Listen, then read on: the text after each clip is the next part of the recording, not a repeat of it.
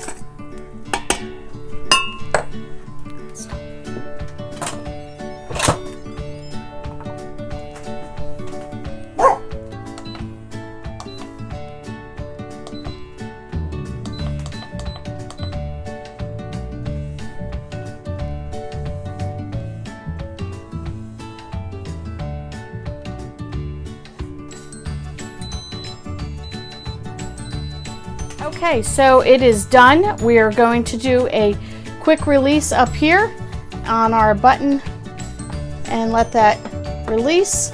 Open it up and check out our oatmeal. Woo! All right, there we go. Oatmeal is all done. Yummy, ready to go. Let's put some in the pot so you can see it. Oh, look at that. Look at that, ooey, gooey, and delicious. So now you can have a great meal made in the Instant Pot for breakfast. And then you can add to this some chocolate chips, brown sugar. I like to add a little bit of butter, a little bit of milk, and I like to add nuts and dried cranberries. That's our favorite. You can add applesauce, you can add bananas and honey, you could go wild and crazy. You could even set up like an oatmeal bar where you have all the toppings and the kids all come and the family comes and the hubby comes, and you can enjoy this great, quick, and easy Instant Pot breakfast. Okay, we'll bring you back at lunchtime. We are getting ready for lunch, so this is our second meal in the Instant Pot that we can make. We're doing breakfast, lunch, and dinner in one pot in the Instant Pot. So just to show you how simple it can be, you don't need your stove, you don't need your oven, you don't need your microwave. If you just wanted to make 3 meals in one pot, you can do it. And you know, even if you're going on vacation, or which you know we've done before, we've taken the frying pan and we just learned to do everything in the frying pan. Same thing with the Instant Pot. I see people who are have an RV and they travel. Again, the Instant Pot is great. It is something you can also set in the morning. It will just click on after it's done and keep it warm. So if you're going out to church, you could put something on in the morning. It'll be ready when you come home. You know, lots of ideas and advantages to using the Instant Pot. So for lunch, we're making a family favorite, I'm sure for many of you, especially if you have kids, is macaroni and cheese. So what you need is 1 pound of macaroni. Elbow is the usual famous macaroni and cheese. You use Elbow. I don't have any Elbow. And we have Rotoni, and it is 1 pound, so you want to use 1 box. This is Barilla. This is my favorite pasta. I don't find it gets sticky. it cooks well, especially in the Instant Pot. So I would recommend this brand if you want a particular brand, but really whatever you have on hand is fine, or whatever your style, your preferences is fine. You just need 1 pound of it, or what would that be? I don't even know ounces. That's terrible. I'm drawing a blank, but you know what I mean. So I can tell you this, Barilla at when our grocery store ShopRite has it on sale, it's 88 cents. It used to be around $1.09, $1.20. With all this craziness going on, they've raised it to $1.50 a box. Well, you say, well, that's not too bad. Well, when you're buying several boxes, that can be another couple of dollars out of your budget. So hit the Dollar Tree.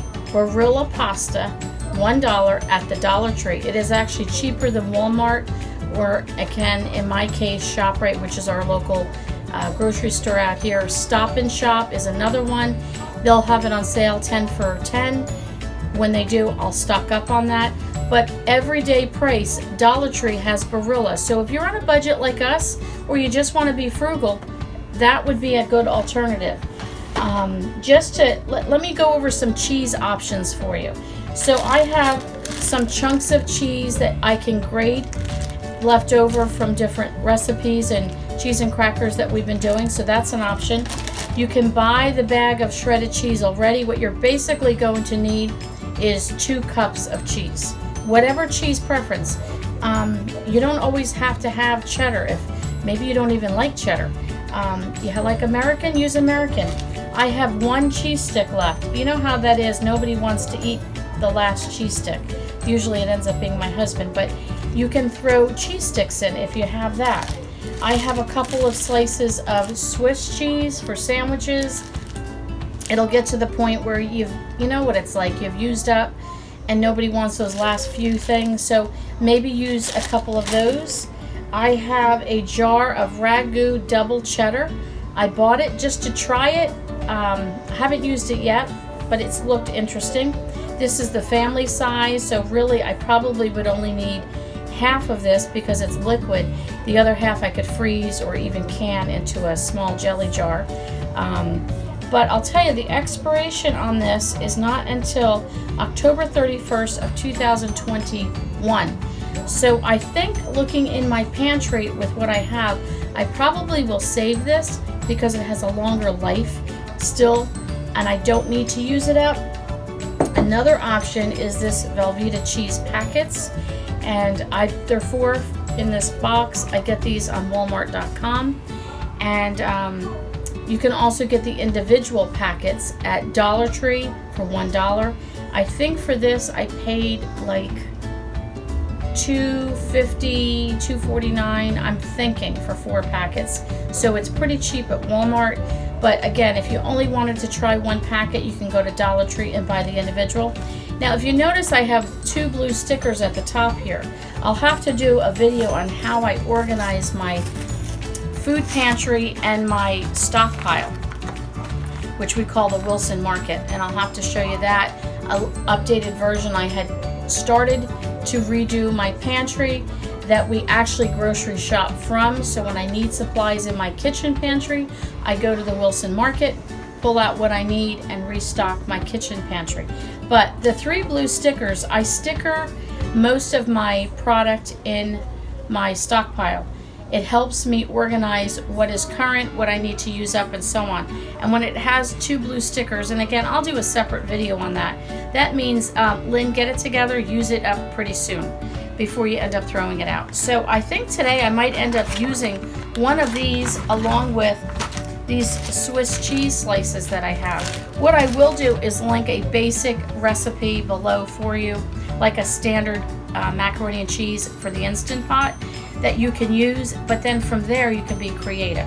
So the other thing you can do, well, let me get back to that. Let's start with this. The first thing we're gonna do is obviously open our box of whatever pasta, again 1 pound, and we're gonna pour it into the Instant Pot. Why don't you come over here and we can show them. All right. So we're gonna pour that in there. It does not matter what style, and you want 4 cups of a liquid. I'm using 4 cups of water. but I'd like to spice it up a little. So I'm putting in some better than bouillon, and I'm putting in 4 teaspoons of that. So there's one, approximately 4, 2.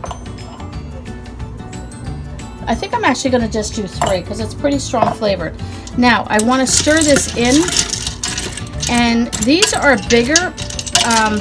The pasta is a little bit bigger than you would find with your elbow. So I actually think what I'm going to do is just going to add a little bit more water. Let me fill a glass here while you're checking out my pasta. And because you want to be able to cover the pasta. So let's stir that up again. And I think I'm going to add a little bit more. So depending on the pasta that you use, you'll want to adjust that accordingly and make sure the pasta is completely covered. So this probably ended up being 5 cups of water. Now see the difference there? That's nicely covered. Give it a good stir, because not only did we put more water in, and you want to make sure it's covered, but we also put the bouillon in there. Okay, so that is good. So as you can see, I have covered up the pasta. So now what we're going to do is cover this up with the lid. Put the lid on. Alright, so if you're new to this, there's a venting and there's a sealing. We are going to do sealing. You'll have to look at your particular pot. Every pot is different.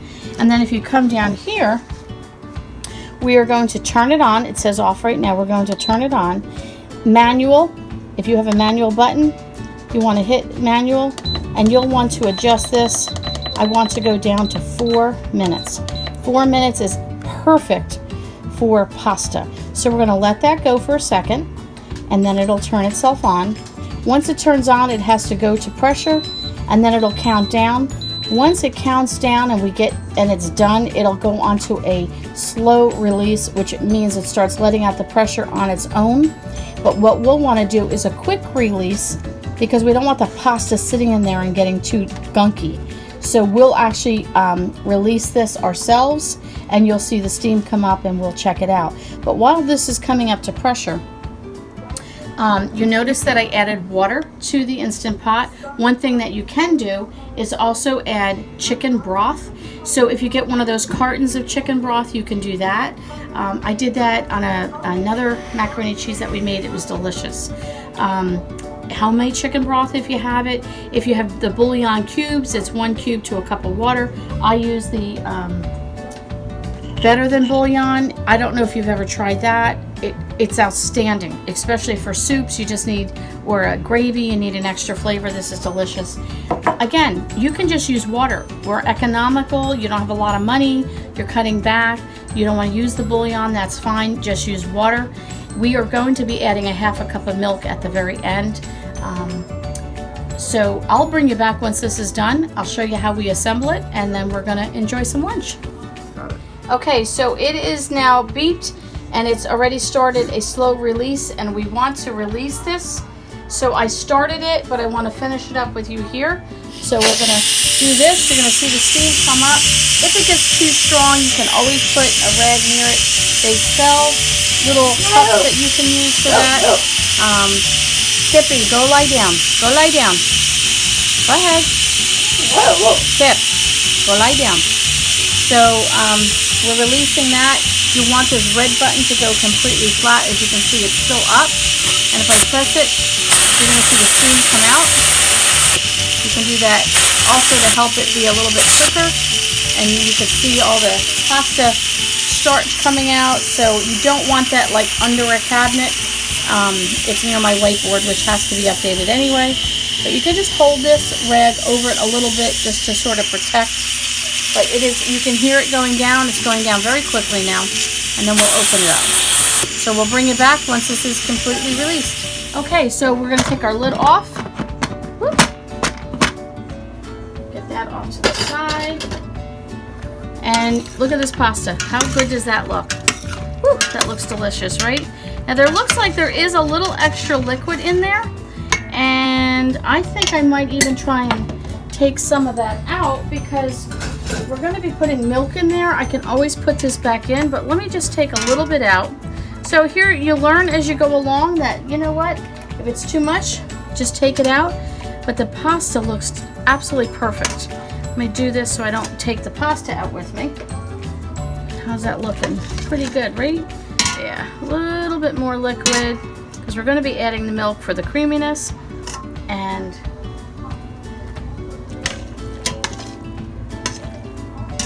a little bit more. Alright. How's that looking better? See, it's a little too soupy for me, so I'm going to just take a little bit more. I wasn't sure, not using elbow macaroni, how much water we really needed, and I did not. I've done it before where I haven't put enough water, and then it comes out really dry and hard, and you don't want that. Okay, so now I'm going to turn my Instant Pot off, and I'm going to turn it on saute. That'll just bring it up to keep it warm. And we want to put in half a cup of milk, and we want to put in 2 tablespoons of butter. So let me do that. All right, we want to mix that all up. Now, because I added the better than bouillon, I did not add any salt to this because that's in the bouillon. That is your personal preference. Salt, pepper, you could add onion powder, garlic powder, chili powder. You know, you could go crazy with your seasonings, but it's whatever your family likes. So there you go. So I'm going to use that 1 cheese stick that I have, add a little cheddar flavor just because I have it. Let's use it up. I'm going to add a little bit of Swiss, and let's add a couple slices of that and use some of that up. So I'm going to break that into pieces. Now, because I have this on saute, this is going to start just like it would on the stovetop, and you can use this as a stovetop. You could have cooked this pasta, boiled the water on saute, just added the pasta like you would on a stovetop, and cooked it up that way. But the 4 minutes to me makes it perfect, and it's easy. So I'm putting in 1 cheese stick of that cheddar cheese and 3 slices of Swiss. I think that'll add a nice tang to the cheese, the macaroni and cheese. And then I'm going to put 1 of those packet pouches of the Velveeta cheese. I'm not really a big Velveeta cheese person myself, but my youngest son loves it, so once in a while I will use this up and we'll have fun with it. So there we go. Let's get that going. You can hear it bubbling. So we're going to just start stirring this in and get our cheese to melt, and cut the cheese up a little bit into here so that it's not too clumpy, and I'll bring you back in a moment once the cheese is all melted. Okay, so here we go. It's still on saute. Look at the creaminess. You see that? Absolutely delicious. Absolutely delicious. Okay, so let's, I'd say that is done. Whoop. And I'm going to go ahead and turn my Instant Pot off so this will simmer down. And let's give it a little bit of a taste test and see if it's good enough to serve for lunch. So I'm going to put that in a bowl. Put the scoop in there. Maybe another little scoop. All right, you see that deliciousness? Woo! Okay, so let's give it a little taste test. Grab a little piece. See what we think. Oh, it's hot. It's delicious. It's really nice with the Swiss cheese. It's got more of a grown-up taste, if you want to say. It's delicious. Absolutely delicious. So if you'd like to join us for lunch, come on over. Otherwise, thanks so much for stopping by. And I will be cooking dinner tonight in the Instant Pot, so stay tuned and you'll get to see what we do there. Okay, so last and final, 3 meals, 1 pot, 1 day, you can do it. So we've done breakfast with oatmeal, we've done lunch with mac and cheese, and tonight we're doing chicken. Now I'm not doing any particular style chicken. For tonight I'm going to show you how to cook up chicken, so not only will you have it for tonight's meal, but for future and other things that you want to make. So I'm going to make the chicken tonight in the Instant Pot. For us, we're turning those some of that chicken, not all of it, about 1/3 of that chicken into ranch chicken enchiladas, which I will follow up another video on that for you. But then I'll have leftover chicken that I think I might do a cracked chicken. That might be good, and then I might do a butter chicken with the 3rd section of the meat that's cooked tonight. So I have a bag of frozen chicken tender. tenderloins, and this is from Lidl's. It's called Tender Bird Ready to Cook. It's 3 pounds. So you want to see how easy it is to put in chicken, and then when this is done, I'm going to shred this up. And I'll tell you, when you shred your chicken, you can go a whole lot further with your meal. So if you're trying to stretch your budget, let me just suggest you get tenderloins, cook them in the Instant Pot, in the crock pot, however you want to make your shredded chicken, but we're doing it in the Instant Pot tonight. It's really easy to do. Once it's done, we'll shred it up. But you don't even realize sometimes when you give somebody a whole piece of chicken and then they pick it and they leave half of it on the bones and they don't want it, versus giving them something like this shredded up, turning it into a sandwich or a side dish, or making a casserole, or doing something wrapped in a tortilla like we're going to do an enchilada. That really stretches the budget, because that chicken that you thought maybe would do 3 meals, I'm probably going to get, honestly, for us, about 6 to 8 meals out of this. You can freeze it once it's cooked. You can use it in soups, stews, casseroles, sandwiches, make cold sandwiches with chicken salad and so on. So that's just an idea. A couple of tips. You're using the Instant Pot. I am not doing this because I don't have it. But if you put like 1 chicken thigh on the bone, just 1, in with your bag of tenderloins, the bone, the chicken on the bone, that grease and that marrow from those bones and all that will actually make your chicken tenderloins more tender and moist. So if you could ever save just 1 chicken thigh to throw in, or 1 chicken leg on the bone, it has to be on the bone to go in with this, it will make it more moist. Again, I don't have any, so we're not doing it, but here's what you do. You ready? This is rocket science. You dump it in the pot. You put in some water. They recommend a minimum of a half a cup. I think I might actually do a cup because I have 3 pounds in there. But half a cup, you just need half a cup of some type of liquid.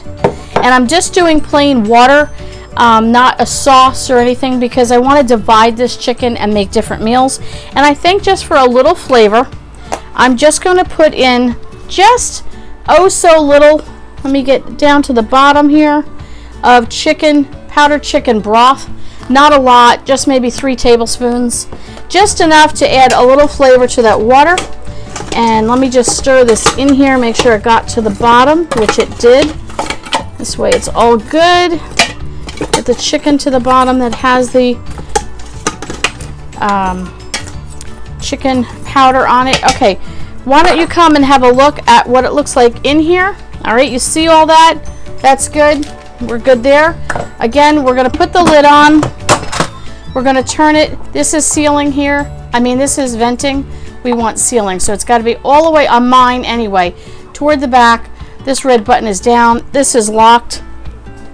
It's on off, so we're going to hit manual, and then we're going to put this up to 15 minutes. And then once that is done, you'll see that get ready to start momentarily. Hang on.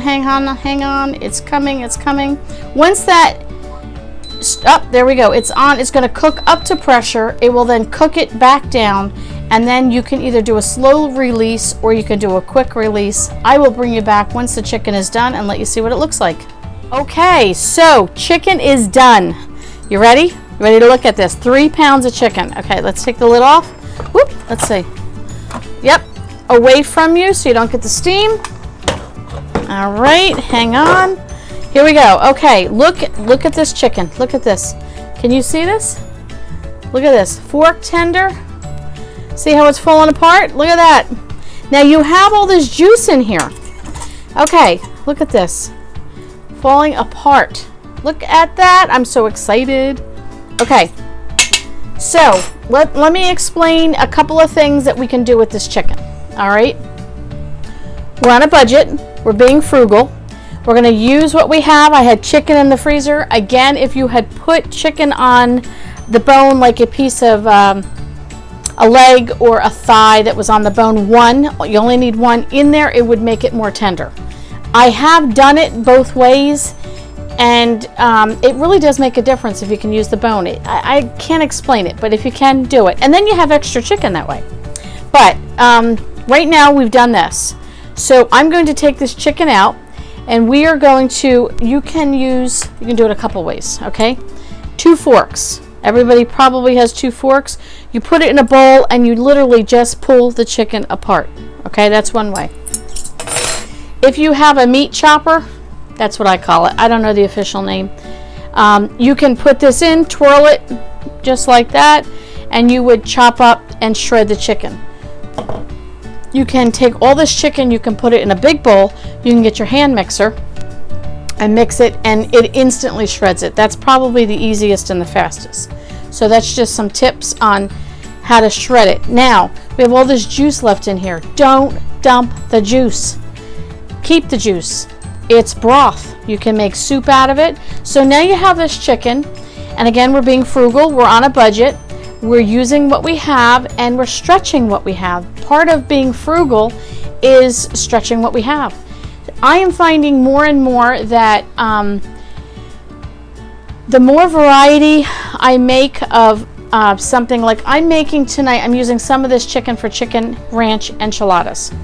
But you don't need much. You only need a little bit of chicken with the enchilada sauce and some cheese, and you're good. But I have a ton more chicken, so we're going to make some cracked chicken. We're probably going to do some chicken salad. Looking at what I have in here for us, I can do some chicken soup. And I don't know after that. We'll see what we come up with. But I have broth, so I can take this broth, add some more broth, add the chicken to it, and any leftover vegetables from the fridge, like at the end of the week, okay? Friday night, you clean out the refrigerator. I've done this before. You can see some of my other videos. I'll link some below. I made a buffalo chicken soup and some other things. But you take your broth from here, either add more broth or just water or whatever you need to do. Even a can of diced tomatoes. Oh, that would be excellent. Okay, broth, diced tomatoes. I'm going off on a tangent here. I get all excited. A little leftover chicken, vegetables, whatever you have left in your refrigerator. You don't have much, grab a can of beans. Grab it. Listen, if you only have canned vegetables, add that. Whatever you have, you make a delicious soup. You can freeze it. If you're into canning, just make sure what you put in it that you can can. There's no milk products and things like that. But how easy has this been? We've made oatmeal in the Instant Pot, quick and easy in a few minutes. We've made macaroni and cheese for lunch in the Instant Pot, quick and easy. Now we've cooked up chicken, not only for dinner tonight, but for the next 3 or 4 nights if we wanted to, or use it tonight, freeze the rest. So how easy is that? 3 meals, 1 pot, called the Instant Pot. Quick, simple, easy, frugal.